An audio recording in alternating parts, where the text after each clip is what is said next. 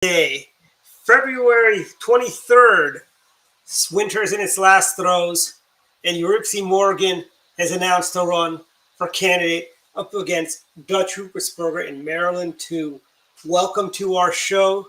Our guests, our hosts tonight are Don Irvine and Mark Unkefer. Yuripzy Morgan gave up her show on WBAL, the original home to Rush Limbaugh in Maryland, as well as homes to some of our old friends like Brian Neiman and Chip Franklin. Welcome, Yuripzy, to Direct Line. Take it away, guys. All right. Thanks, Dwight. Welcome, Yuripzy. Thank you. Good to see you get comfortable over there. Maybe the middle of the three of us.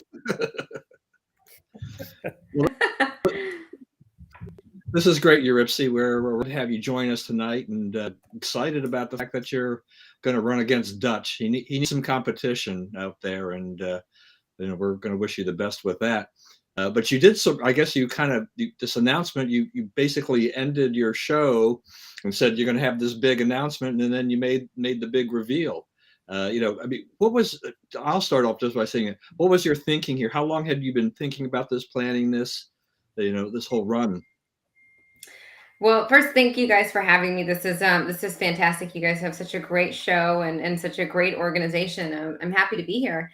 So yeah, I got really interested in the redistricting process, the whole gerrymandering issue. So that's where all of this began. So I'm originally from Texas, where it happens on the other side, and I can tell you that it's not good. It's not good whether it's done by Republicans or Democrats. So when the census came out and we finally started looking at the maps, I saw Governor Hogan's map, and I was like, this is a really fair map. It's not a Republican map. It's just a fair map. And then the Democrats put out their 4 maps. And when I took a look at it, I said, there are 2 maps out of here that are very, very interesting, at least in the 2nd congressional district. But I thought there's no way they're going to actually use those maps. And then they did. So I'd been thinking about it since the map came out. And then when I made the decision to run, it was after, they voted on this final map, and in an effort, and this is what happens with gerrymandering, they get greedy, and in an effort to get rid of Andy Harris, who is the only Republican congressman in the state, they had to put a bunch of Democrats in that District 1. So they had to dump more Democrats, but they don't come out of thin air, right? So they have to come from somewhere. And so what ended up happening is that Dutch, who had been in what's called a D+14, I believe, district, which is an uphill. I mean, we're talking a steep climb for a Republican. And they knocked that down to a D+5, which is a very, very good district for a Republican like myself with some name ID and that's kind of already been out in the public. And so at that point, I took a look at it and I said, I can't just talk about these problems. It's fun, having 4 hours a day to go after some of the biggest issues, but I'm more of a doer. I'm more of a doer than a talker. So I think I talked enough, and now it's time to actually get something done. It's worth talking a little bit about redistricting, excuse me, in that, of course, this was obviously not quite the same design, but going back 20 years, this was a Republican district. It was the district that Bob Ehrlich was a member from. And I think at that time it was nominally a more Democratic district than it is right now, although things have changed, but he was able to make it obviously a competitive district, and it was a Republican district from essentially 1994 through 2002. There are a lot of folks in Baltimore who may be registered Democrat, may vote.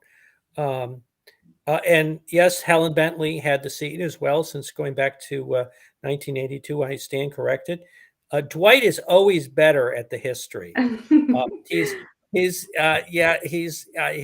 got us all beat there. But yes, no, there's the legacy of the Baltimore suburban district, which is, I guess, one way, the northern suburb district, which is, I guess, one way to describe the district, has had a strong in the past has had Republican representation.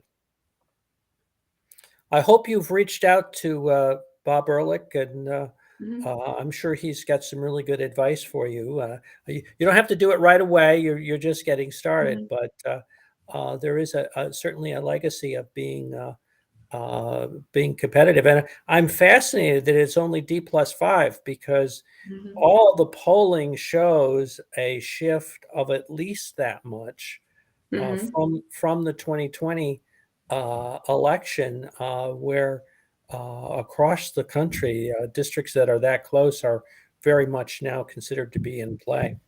Yeah, and actually the NRCC has they've come out and said that anything that's a D+12 or below, they're looking at.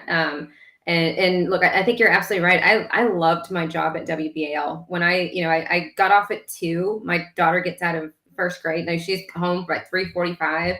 It was wonderful, and I loved my audience. I got to know so many great people. Loved working with Brian Neiman and C4, Tori Snow, all of them, Dan Joseph. It was just the people, my co-hosts were amazing. And so I would not have left this comfortable job if I didn't feel, not just in my heart, but also, in my brain, right? Because it's one thing to feel something in your heart, but you have to also look at it practically and say, is this doable?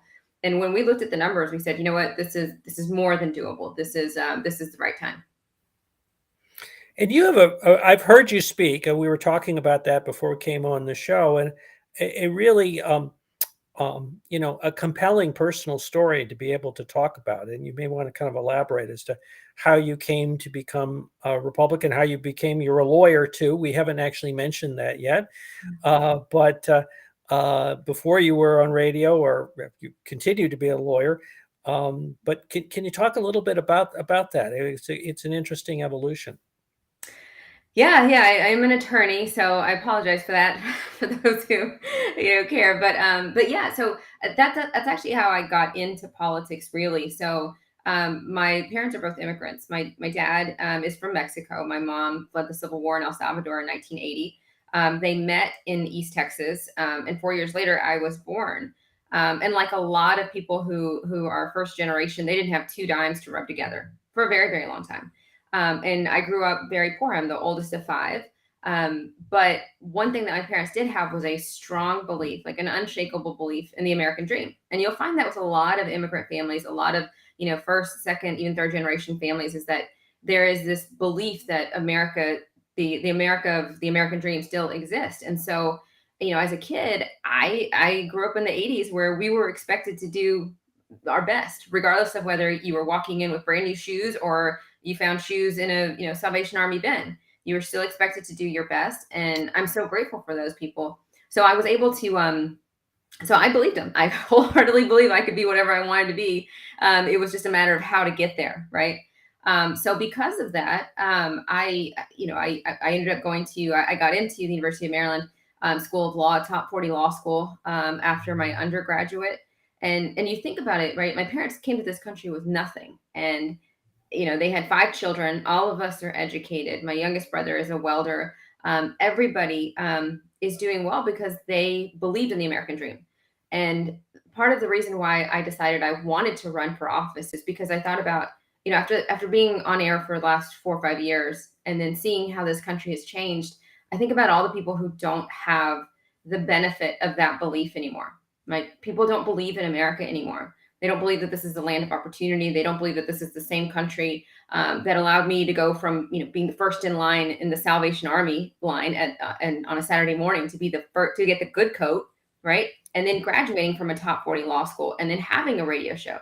And I think about all the kids and all the people who are in America right now and don't believe in the American dream anymore. And I thought, that's crazy, because it's not about looking backwards. It's about remembering what got us to the top and using that to fuel us forward. And so, I decided this is what I want to do. This is how we're going to do it. And we're going to stop talking and we're going to actually run for office. And I think we're going to, as I've been saying, restore that belief in America. That's really very, very encouraging. Now, how did you ended up going to law school, and how did you end up getting on the radio? Oh, so that's a fun story. So I am very idealistic. So right after law school, I had my first baby, and it was 2015, And I didn't know anything or anyone. I just, said, I'm going to run for office because, being idealistic. And so I ran for the seat in 2015. Didn't know a soul. And so I learned a lot. I lost in the primary. But from there, I met C4. C4 on WBAL, he asked me to come back and do a 2-hour show with him that Friday.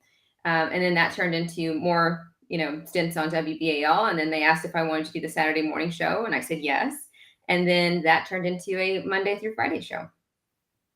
That's a great story. And I'm sure you learned a lot from that first campaign. It's interesting is so many people who end up running once are come back far more effective candidates because they kind of, well, if I only knew then what I know now, that it become that. So it's a good experience for that. And I like to point out that it's one of the things that, let me see, it's Presidents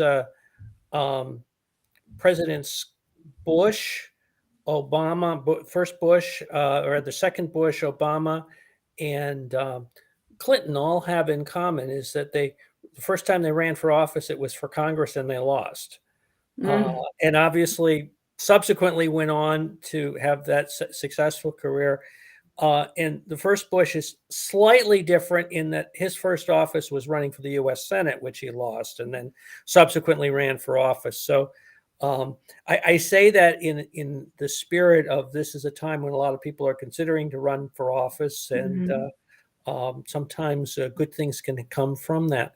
But let's talk about Dutch. I mean, that's who your really opponent is.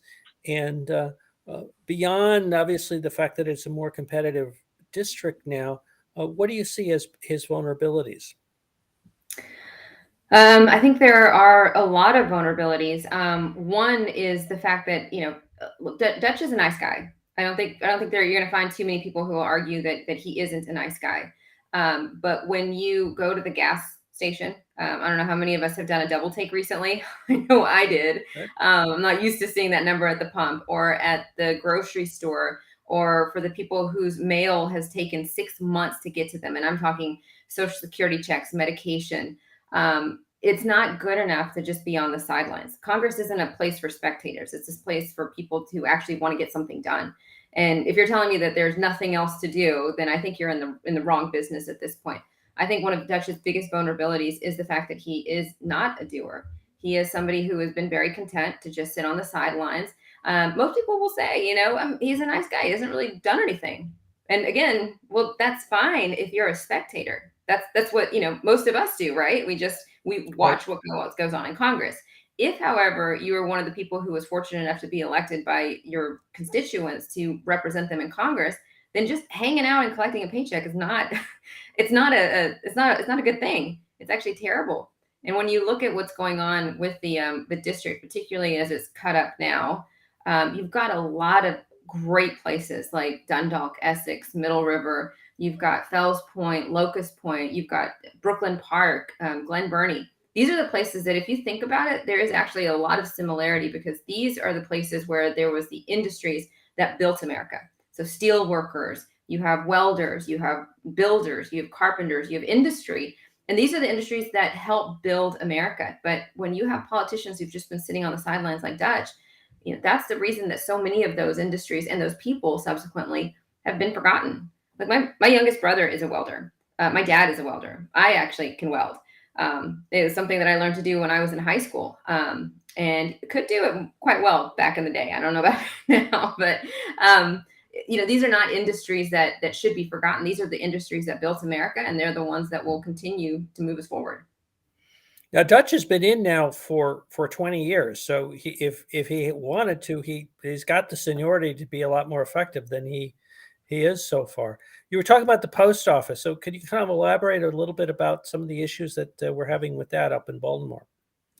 Yeah. So especially for those folks in the Dundalk region, if it feels like you have the slowest post office in the country, you're not wrong.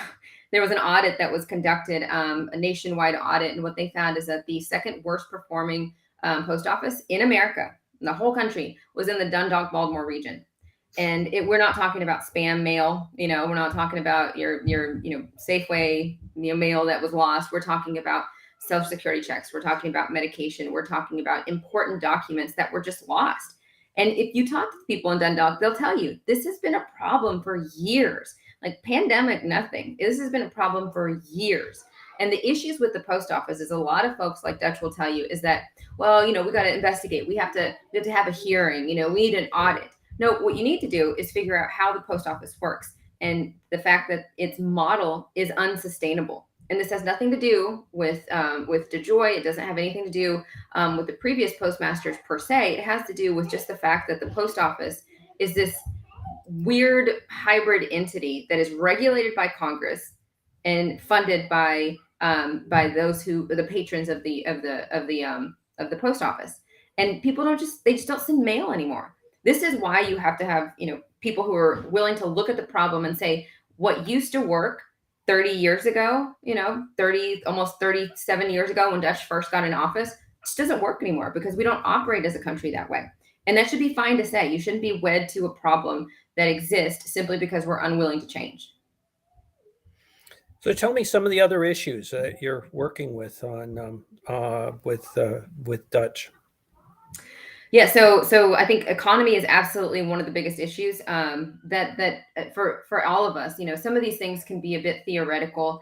Of course, we're all watching to see what goes on in Russia and Ukraine, but we watch those things mainly because of how it affects Americans. So our national security, what's going on in Ukraine and in Russia is going to have a direct effect on the American people. The next time you go to the gas pump, we're talking maybe 50 cents a gallon increase. That's insane. That's astronomical. You look at the issues with inflation. The answer can't be, well, we're just going to put more money in the system. Like you're going to do the exact same thing that just got us into this mess. And, again, I go back to Dutch is a nice guy, but he is very happy to simply rubber stamp what the administration wants to do. And that's not acceptable. It's not acceptable by any politician to not stop and look at the issues and say, how is this going to affect my constituents? How is this going to affect the American people? And we know that one of the biggest issues with inflation is overheating the economy, putting more money into the economy when you have a short supply of items. That's basic economics 101. So if he's simply going to just rubber stamp what the administration wants to do, regardless of how it affects the rest of us in the long term, that's unacceptable. And then, of course, you have the issues with crime, with security. I mean, and this was a big topic at WBAL because we are right there in Baltimore City. Right. But as I've said for years, the crime in Baltimore does not stay in the city. There's no invisible wall that says, okay, this is the county line. Now it's going to stop. And we see, what happened at Towson Mall over the weekend. We've seen what's going on, the increase in the homicide rate in Baltimore County. And we have to stop pretending like telling people we're going to defund the police is okay, because it's not. And again, that's one of the issues where Dutch, I think, just sat on the sidelines, didn't say anything. He didn't discourage it. He just sat on the sidelines while this country, and particularly this district, got less and less safe. Well, that's kind of very helpful. And you've talked about crime. We've talked about the economy. Why don't we talk a little bit about what's happening in the Ukraine? Do you have some thoughts about that? Yeah, certainly. I mean, a lot of this, I think, goes back to President Biden and his approach. It's a funny thing about Biden, and I think that more moderates knew this than progressives. I really think that he pulled one over their eyes, and that's this idea that he was a progressive. Biden is not a progressive. He's always been a more middle of the road, get along guy, and it's easy to hide when you're in the Senate. That's how you stay in the Senate for as long as he did. It's not how you lead a country. And for somebody like Congressman Dutch Ruppersberger, he's got to be able to say to the president, look, what worked in the Senate for 30 years is not going to work in the White House. And when his policies are not working, you have to be able to say that. What's going on in Ukraine, we should have recognized from the beginning that Putin is as much of a maniac today as he was 10 years ago. So being surprised by his actions, I think, is absurd. But further than that, look, I'm an environmentalist. I have young children. I grew up in the middle of nowhere, East Texas. Like, you want to talk about environmentalists, it's the people who live in the actual environment who are, I think, extraordinarily concerned for its well-being. But you can't tell me that in America, we're going to take a policy like President Biden did to appease progressives. Oh, I'm gonna stop the Keystone Pipeline. Okay, fine. But now when this crisis starts happening, all of a sudden we're asking the Middle East to ramp up its production of crude oil, as if it's not just the very same kind of oil that we just stopped here in the US. So it tells me that, I've said this before, the president is not a progressive. And he has shown that time and time again. It was never about oil. It was never about the environment. And his willingness to ask the Middle East to ramp up production shows that. It was always about appeasing progressives. And in that sense, I think Dutch Ruppersberger has been more than happy to just simply rubber stamp it, whether it was right or wrong. I mean, it's, I guess, hard to point to anywhere where he has parted company with the more extreme elements within the party that seem to be driving the Democratic caucus. Nancy Pelosi responds that they really, there's not a lot of cover that they're taking from some of the more extreme positions that AOC and others have been taking. Mm-hmm. Don? Yeah, no, I was all good points here tonight too. I was thinking about your race in this whole plus 5, which is remarkable, as Mark had alluded to earlier, that we're that close in that district. In a year like this, with all of these things, as we were discussing Biden, and discussing Dutch and how they're aligned and where Biden is with regards to the left-wing part of the party there. He listens to them.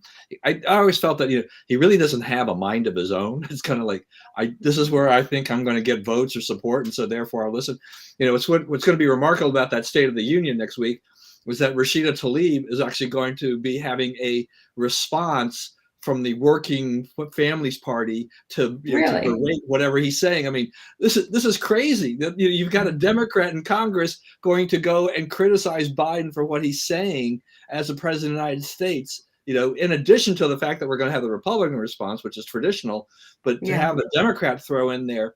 But you've got this, I just see the huge possibility of what your race here, because it's now very close in terms of that registration issue, that in terms of that, and the Democrats are just facing a real tough situation here. We've talked about the economy and inflation and all these things. All these things are just basically piling up.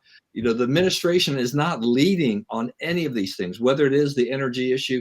I mean, the Biden administration's answer, to a lot of these things is, let's investigate big oil. Let's investigate big meat, which I really didn't know existed until the Biden administration came in, that we actually have big meat. But it's bring up the congressional investigations, because that's going to solve the problem, right? We investigate, and that'll be the problem, because all those people are all evil. But without addressing the root cause, which you've alluded to, of basic, Econ 101, in terms of too much money and too few goods, you're going to have a problem here. So, it's going to be a very interesting race for that, for you and for the Democrats. And I just kind of wonder whether or not, in all this effort to try to, find a way to get rid of Andy Harris, whether or not the Democrats might wind up shooting themselves in the foot with your district, having they have overplayed their hand, and then, we'll get Andy reelected, and then we get you elected. Wouldn't that be something? Yeah, I think that would be, and that's what I suspect will happen, because they had to walk a fine line. They were trying to gerrymander it enough to put Andy in danger, but not gerrymander it too much where the state court might throw it out. And there's still a lawsuit, so it could be that the state court throws it out. But because there is, from my understanding, there's nothing in the state constitution that dictates the specifics of the congressional boundaries. And so it makes it a little bit more of an uphill battle in terms of lawsuits. But had they come out and blatantly, I forget which one of the 4 maps there was, but there was one that just looked like you gave, a 3-year-old a marker and just went at it. And so they didn't go with that map. And it was my understanding that they did that because they were trying to not have the map thrown out. So just gerry enough so that, yeah, exactly that. And this isn't even the worst one, but yes, exactly. The T-Rex, I don't know what's their obsession with dinosaurs. Dwight loves that thing. Yeah, it's so fitting. But that's what they were trying to do. They were trying to gerrymander it enough so that it doesn't get tossed out in court, but gerrymandered enough so that it puts Andy in danger. And I think what they did was instead potentially gave themselves a 6-2 map with 2 Republicans. Well, there is some thought that Dutch is a little bit out of touch with a lot of the Democrats in the legislature because he hasn't, he's been in Congress and hasn't been that, they may not have been as protective of them. Now, you've been in the district for a while. Tell us, when did you end up moving to Maryland? You mentioned going to school in Texas. Was it to come for law school or? Yes. So my husband works. He started working for the Department of Justice when we were engaged, and so we actually had our pick of all 50 states. They were willing to send us anywhere, and we both insisted that we wanted to be in this area. I'll be honest with you that I couldn't go back to Texas. It was too hot. There's just no. I think I did my time in the heat. I couldn't do it anymore. But I needed some place that felt that had that tight knit community. I love the obsession with the Maryland flag. Only one other state has that, and that's Texas. I love the obsession with crabs. It just felt like home. And I have a brother-in-law who's lived here for about 20 years now. So we came to visit, and immediately, I thought, this is where I want to be. This is where I want to raise my children. Like, this is just, it's such a great place. We have all 4 seasons here. It's not like, back in the South where you have hot and then kind of hot. You actually have 4 seasons here, and the people are just wonderful. And Maryland, to be such a small state, is so incredibly diverse. And you look at the Eastern Shore, you look at Montgomery County, you look at Baltimore. It's where do you want to live? What do you want to do? Because you can find it anywhere in this state. So it's been I don't know, 10, 11 years, I think, since we moved here, and we just love it. I confess, when I moved here, I came from upstate New York, and for me, it was a revelation to see what spring was like, because Yes. living in upstate, we have winter, and then you have the melt season, and then you have summer. And so here we had flowering plants, and it was a whole different experience.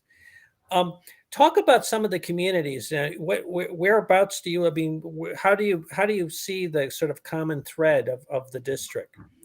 That was an interesting point, because normally in the past they've gerrymandered this particular district and most districts in Maryland so that there is no commonality. You have one of the districts, I think, is all the way up to the Pennsylvania border and then goes down to Montgomery County. So most of them don't have any kind of any kind of relation to each other. This district is very interesting, though, because it includes some very industrial, very blue collar parts of the state. So, like I said, you have the Lakeshore, Pasadena, Glen Burnie, Locust Point, Fells Point. You have Dundalk, Essex, Middle River, Parkville, Kearney. You have these, like, there's this common thread, and it's very much like I said before, it's got the feel of the industries that created America, right? I mean, you had the old Bethlehem Steel Mill, you had the welders, you have construction, but unfortunately, it's also been a district that has just been forgotten. I mean, you go to parts of Dundalk in particular, and these are the places that help build Maryland. They help build America, and you go to some of these places and they just look completely hollowed out. And the reason for that is, again, it's not about looking backwards. It's about remembering how America got to the top. And it was our ingenuity, it was our creativity, it was our willingness to work with our hands, it was willingness to work with our minds. And to be honest, sometimes it was just all American grit. Like, I don't know how we're going to get this done, but we're going to get this done.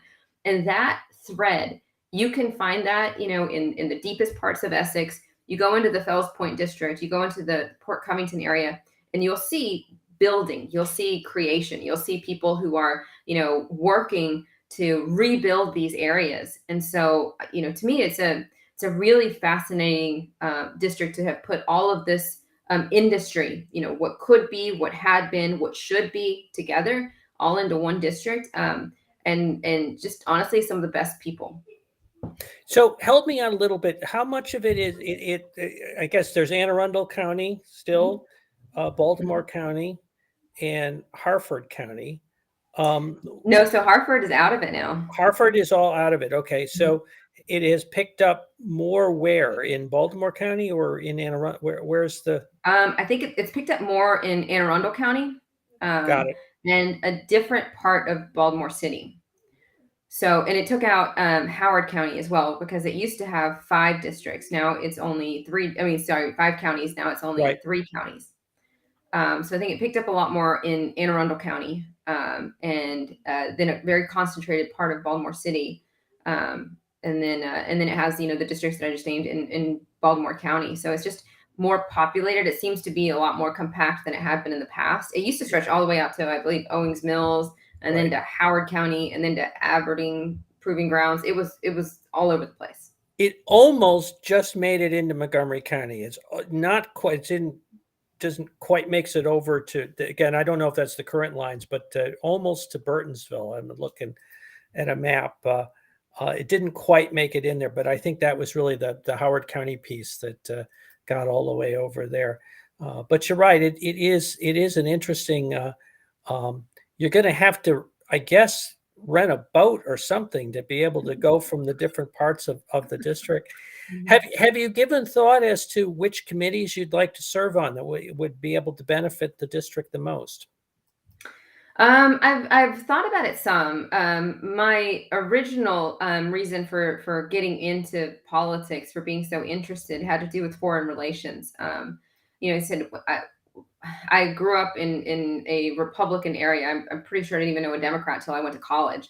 But it was the war in Iraq and then in Afghanistan that really got my interest when I was in college. And that was because some of the people that I knew were the ones that were going off to war.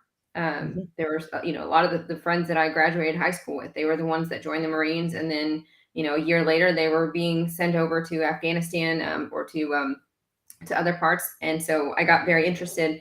I started watching C-SPAN at the time. So I was 21, 22 years old watching C-SPAN. And for the, and I walked into it thinking, well, these are the experts. They know what they're talking about. They know where they're sending my friends.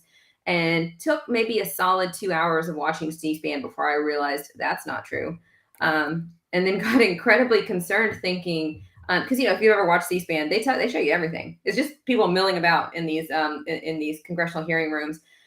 And I was horrified. I was horrified, and I thought, these are the people that I know that in the town that I'm from was so small. We went to pre-K through 12th grade all on one campus. So these were people that I knew that were going off to war, and realizing I don't think you even know who they are or what we're sending them over for in certain instances.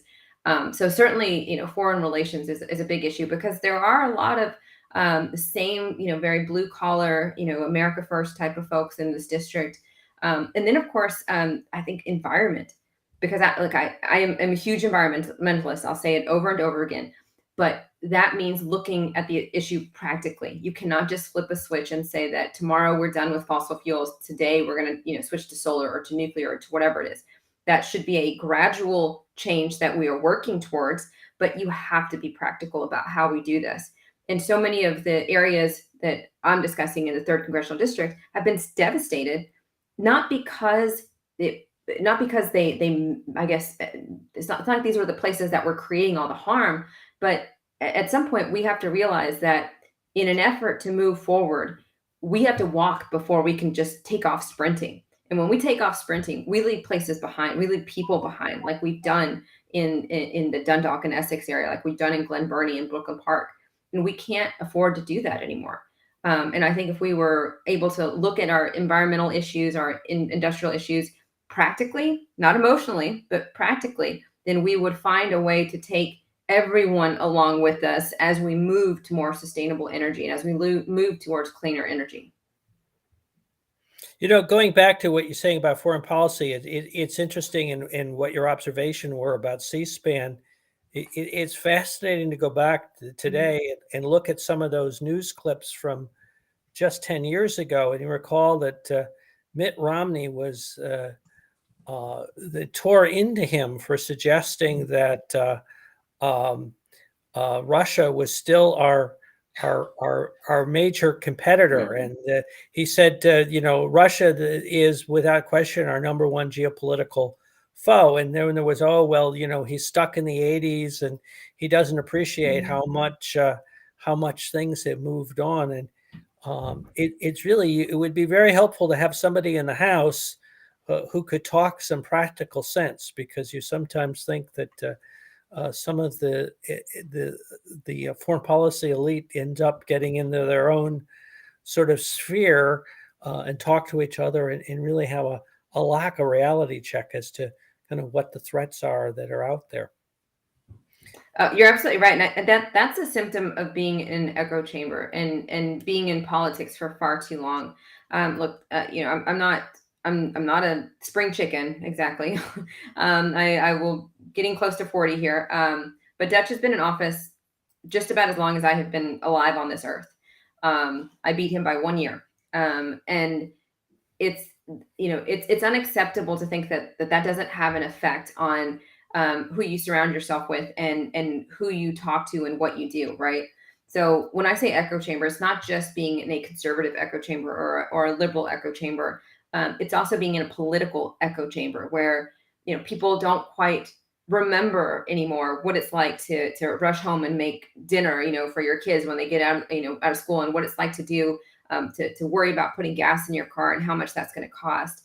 It's a huge issue, and it's one that's very prominent, I think, in DC, because people tend to stay there. They tend to get in office and then just become entrenched, and you start hanging out with only people who are like you, and that's a common human thing. But when you are making decisions for the general public and you no longer know who the general public is and what the general public is interested in, that's a massive, massive problem. I think that makes a lot of sense. I'm very interested in what you said about the environment too, because I think that's an issue that resonates a great deal in Maryland, or elsewhere too, but in particular Maryland, because of the Chesapeake Bay. And there's a lot that can be done with, frankly, more common sense policies that kind of take into account the consequences of the policy and do things that improve the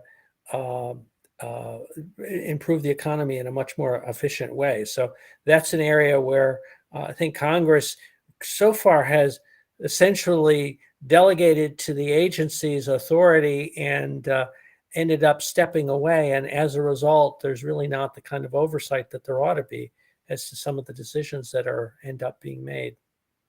Mm-hmm. Yeah, and I think that's a symptom, I think, of going. We tend to deal in extremes, right? It's kind of like when you have a rubber band and you pull it so far from one end, and instead of slowly releasing it, we just let it go. And what happens? We end up getting popped, and it goes the other way. And that's exactly, I think, one of those issues as well, where you'll find that there are so many conservatives, so many Republicans.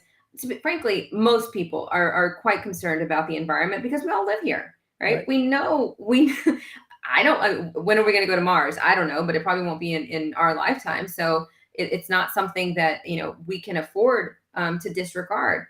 And I think there's this misconception that if you are not a progressive environmentalist, that you don't care about the environment. And that is absolutely not true. When I grew up, as did, a lot of people, but I grew up in the middle of nowhere. My playground was nature. We had a rule growing up. You're either inside cleaning or you're outside playing. So guess what we did all the time? We were outside, we were outside playing in creeks and ponds and, out in the woods. And this was our home, and we knew to take care of it because this was our home. It's not about treating the environment as if it's some cause or some, hashtag. It's our home. And you'll find that there are so many people who are willing and are looking for more direction on how we can protect our home. But as soon as you start labeling people, oh, you use a plastic straw, you must hate the environment, right? You still put gas in your car, how could you? Without taking time to realize that there are solutions to these problems. They're going to take, one, ingenuity, which is a great thing because that's what America is known for. We are known for creating things, for building things, for inventing things. So we can do this. But the other thing is to stop labeling those who don't necessarily take the same approach as others as anti-environmentalists. And you look at the Chesapeake Bay. So many people, grew up or in and around the Bay, and we know what it takes. We know the problems in the Bay. I myself, live off the Magothy. We have all kinds of issues with the Magothy. And these are not things that we ignore. They're not things that we should ignore. And I think it's how you direct people, how you talk to people about these issues.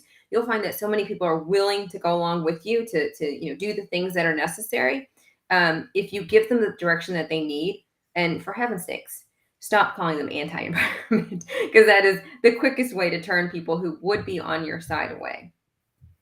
So much of the issues end up kind of turning on virtue signaling as opposed to the kind of practical solutions that you're talking about. That's kind of really encouraging. Don? So, President Biden, I mean, and the Democrats, I mean, they've been trying to work on this Build Back Better thing, which has gone absolutely nowhere, thankfully. But, it makes me wonder, with the Democrats, and so I'm going to include Dutch in this as well, obviously, is that, our economy is very different now than it was before COVID. And, everything has just really changed, right? I mean, there are not a lot of people working from an office anymore. All kinds of patterns and things have changed. A lot of people have just up and decided because they don't want to work in an office anymore. They'd rather do something else. And so they've decamped to other spots, and we've got people, we've got companies struggling to find, enough employees to keep things going. I mean, what's your take in terms of, do the Democrats understand what the kind of, I'll call right now, for lack of anything better, just kind of the new economy or the new model of how things are going? Are there plans? Does Dutch and Company, do they have any real idea of what it's going to take, to make America really thrive? I mean, some top line numbers, Democrats say, oh, the economy's going great, but when you look underneath, you're saying, no, we got a lot of problems here, and they don't know what to do. Mm-hmm. That's a great question, and no, I don't think that they understand. And I'll give you a simple explanation. If I were to tell you, if I were to ask you, do you want a Corvette? Most people will say, yeah. I mean, sure, if you're going to give it to me, right? What if I told you you had to pay $100,000 for it? No, I don't want it anymore. I'm good. What's fascinating with the Build Back Better plan, and Senator Bernie Sanders and others will continually tout this poll. There was a poll that was conducted showing that the majority of Americans like the Build Back Better plan. And that was true. When they were surveyed and they asked, do you like this plan? They said yes. There was a follow-up poll to that, and that asked, do you want to pay for this plan? And the answer to that was a resounding no, we do not. Like, I thought you were giving me a free Corvette. If you're telling me now that I have to pay $100,000 for it, then the answer is no, I'm good. Thank you. And that's exactly where Dutch, Ruppersberger, and other progressives have gone. Is they've attempted to characterize it as if, oh, this is what the American people want. Well, no, that's not what the American people want. What they want is a fair shake. What they want is the economy to stop overheating.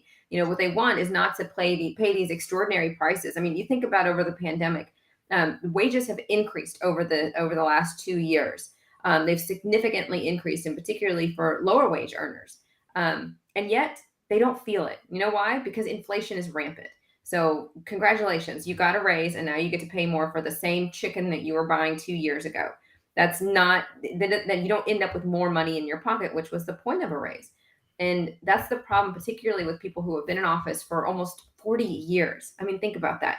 You stop looking at things like an ordinary person, and you start looking at things like a politician, which means you're guided by polls, you're guided by election cycles, you're guided by, which way the wind shifts. And for most Americans, they'll tell you, I've never been polled. Nobody asked me. All I know is that everything around me is more expensive. So, that I think is one of the biggest issues with this whole Build Back Better plan, is that they have completely mischaracterized how the American public really feels about it. If you want to give somebody a Corvette, I'm sure they'll take it. If you want to make them pay for it once you put it in their garage, they're not going to be very happy about it. I think that's a great point. We're coming up to sort of the end of the time we have. How can people get in touch with you if they want to get more involved in your campaign? Oh, yeah. Awesome. Yuripzy Morgan for Congress. You can find me. That's my website. You can go to my Facebook page. I'm really active on social media.